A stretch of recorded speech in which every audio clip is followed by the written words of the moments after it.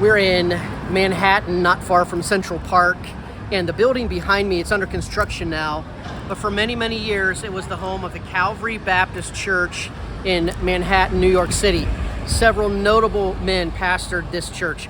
In the early 1900s, John Roach Stratton was a fighting fundamentalist, to say the least, and he proclaimed God's truth faithfully here from Calvary Baptist Church. He was known for hooking up a horse and buggy and for traveling through the city and street preaching with a loudspeaker. John Roach Stratton was a fundamentalist in the early days of the fundamentalist modernist controversy. Another man that pastored here a little while later was William Ward Ayr, A-Y-E-R. He was known at the height of his ministry as the third most influential person in all of New York City. And so he was a pioneer radio preacher for fundamental radio broadcasts. And there's a great biography about his life entitled God's Man in Manhattan.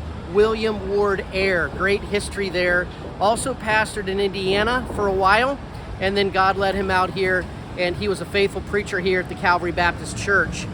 The last man I will mention here that pastored was a fellow by the name of John Wimbish. I mention his name just for this reason. St. Patrick's Day every year, there's a giant St. Patrick's Day parade, and it starts and ends somewhere around St. Patrick's Cathedral, which is a large Catholic church not far from here.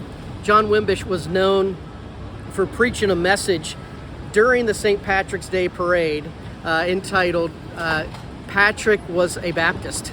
And you can read that message online, and he points out the fallacy of St. Patrick being a Catholic, much less a Catholic saint, and points out things that we know from history in his life that would say the opposite. And so three faithful men, among others, that were at this downtown Manhattan. You can see it is a bustling, busy place.